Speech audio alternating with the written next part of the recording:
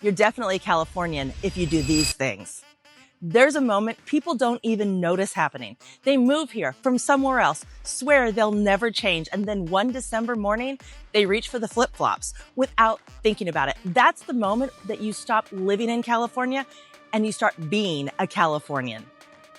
I've watched it happen to many people I've helped move here, and I'll tell you which of these are every Californian and which ones are pure Southern California. Because up in the Bay Area, they'd laugh at half of this list. If we haven't met yet, I'm Christine Donovan. I'm 4th generation in real estate, 3rd generation in coastal Orange County, and an attorney as well as a broker here in coastal Orange County. I grew up in Newport Beach, and I've lived in Costa Mesa for over 30 years and raised my family here, which means I'm not reading these off a list I found online. I am the list. My own family calls me the flip-flop queen, and you'll understand why in a few minutes. You drive like a Californian. The first tell is how you measure distance. A Californian does not measure in miles, we measure in minutes. Nobody here says it's 12 miles away. We say it's 20 minutes, and everyone understands that 20 minutes has nothing to do with distance and everything to do with what time you're leaving. The same drive is 20 minutes at 10 in the morning and 55 minutes at 5, because here, miles don't mean what you think. And you know the freeways by number with a the in front. You say the 405, and every single person knows exactly what you mean, knows when to avoid it. The 405 through here at rush hour, the 55 down to the beach on a hot Saturday. You don't check an app, you feel it. There's a clock in your body that says do not get on that freeway right now, and you obey it. And then there's how we drive, which catches transplants off guard. The speed. When a California freeway is actually moving, it moves. The number on the sign is one thing. The flow of traffic is the real speed, and the flow tends to run faster. Somebody who moves here from a place where people drive the posted speed limit will sit in the right lane wondering why the whole freeway is sailing past them. You learn the rule quickly: match the flow or move over and let it go by you. Here's one for anyone who moves here expecting constant Hollywood glamour. You drive past a film crew, lights, trailers, the whole setup along PCH, and you don't even slow down. A visitor would pull over, start filming the people that are doing the filming. A Californian thinks, great, they've got the good parking spots blocked, and just keeps driving. Which brings me to the related one. You only go to Hollywood when out-of-town guests make you. My niece insisted we go years ago, and she was so disappointed. It wasn't what she'd imagined. That's the thing about Hollywood. The people who live here already know, which is exactly why they send visitors up there and then meet them for dinner afterwards. Quick one before we keep going. Tell me in the comments where you're actually watching from and whether you're born and raised Californian or thinking about making the move. I want to see how many of these you already do without even realizing it. Drop that in the comments, I'm curious. Number 2, you dress like a Californian. This is where it gets Southern California specific, and I'll note that as we go along. You wear shorts and flip-flops year-round. I told you my family calls me the flip-flop queen, and that's not just a bit. It's a documented fact in my house. People genuinely ask me whether I own shoes that aren't flip-flops. I do. I just don't see the need to wear them most days. You own 7 hoodies and not one winter coat. The hoodie is the entire cold weather wardrobe. Morning fog, evening chill, the inside of every restaurant that cranks the air conditioning up, one hoodie covers all of it. And sometimes it does get cold enough here that we bundle up, and we mean it. It's people from cold weather areas who look at our winter coats and think they're adorable. To be fair, it cuts both ways. When my son moved to Boston, he had to go buy an actual winter coat, the real thing. The same way I had to buy a raincoat when I went to Berkeley. California is not one place. You dress for the version you're standing in. The umbrella lives in the closet. You probably own one, and you break it out when it really comes down, which isn't all that often. Most of the time it rains here, people act like the sky is falling. The news names the storm, and a lot of us still just speed walk to the car and let it happen. And here's another Southern California one. It drops to 68 degrees, and it feels cold to you. 68. People where you came from would call that a perfect afternoon. And here, we're reaching for the hoodie and saying it's a little chilly today. That's not weakness, that's calibration. When the bottom of your range is 75 and sunny, 68 genuinely starts to register as cold. Here's one from people who move here from the south: the bugs. We have some, more than we used to, but it's still nothing like back there. And it's not just mosquitoes, it's bugs in general. At the beach especially, they're just not much of a thing. Folks come from humid places where you can't sit outside at dusk. They keep waiting for it to start here, and mostly it just never does.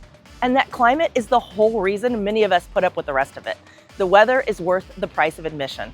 And yes, it costs more to live here. Nobody's going to pretend otherwise on this channel, but ask a Californian why they stay, and they'll point straight up at the sky. The weather is the line item people decide is worth paying for. That's a real reason to be here. I just want sunshine is not on its own, but the climate genuinely changes how you live every day, and that absolutely is worth it.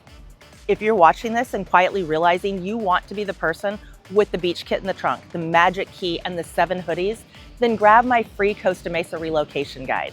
I put it together after helping many people move here, and it's packed with everything you need to know: neighborhoods, weather, lifestyle, cost, what surprises people, and what most folks wish they knew before they already got here. The link is in the description down below, and it's completely free.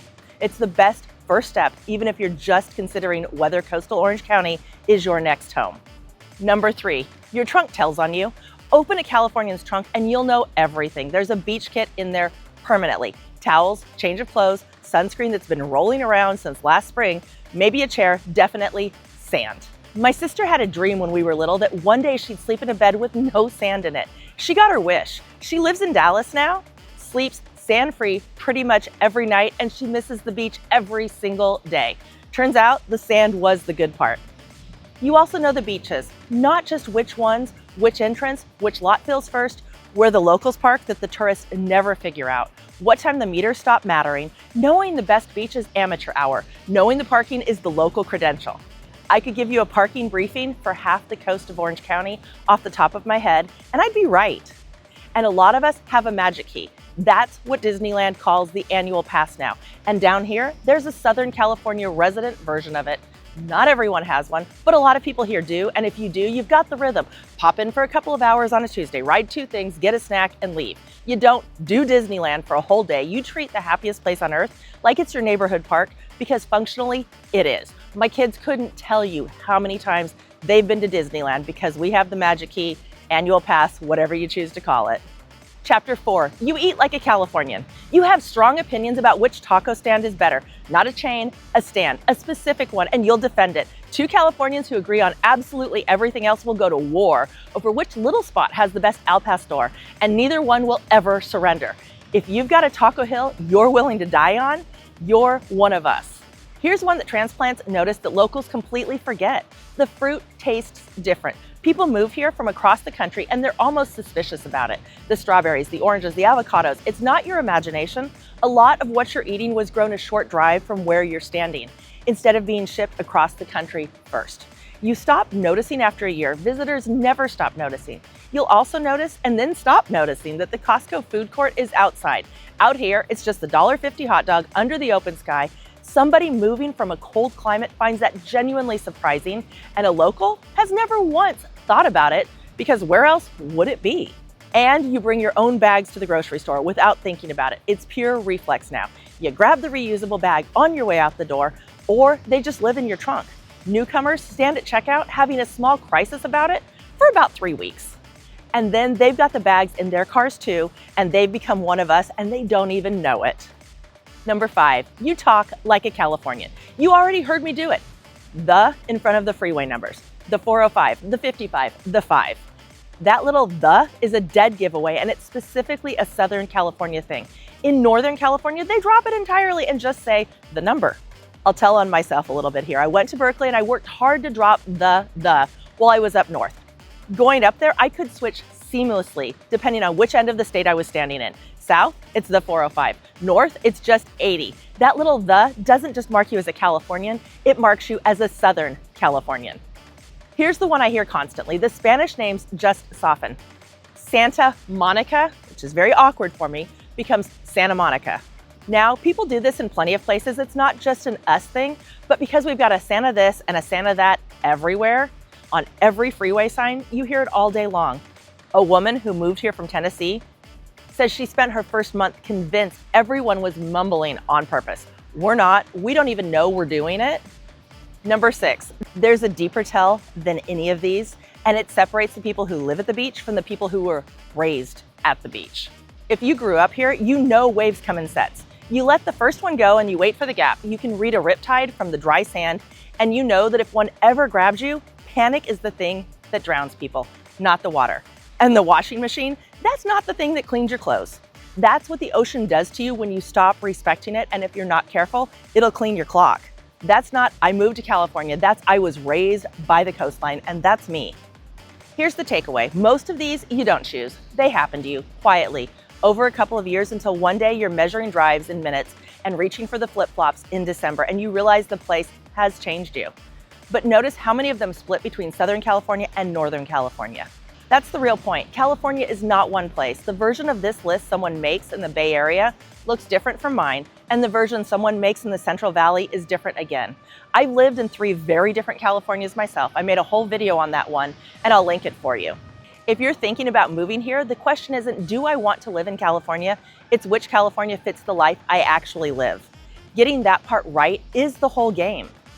Tell me in the comments, how many of these did you already do, and which one made you go, oh no, that's me?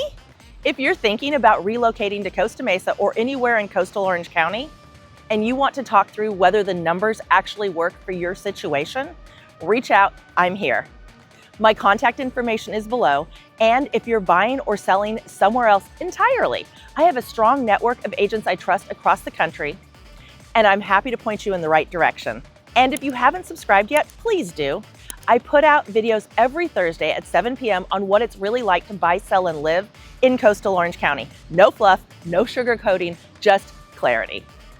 I'm Christine Donovan, broker, attorney, clarity first, strategy that sells.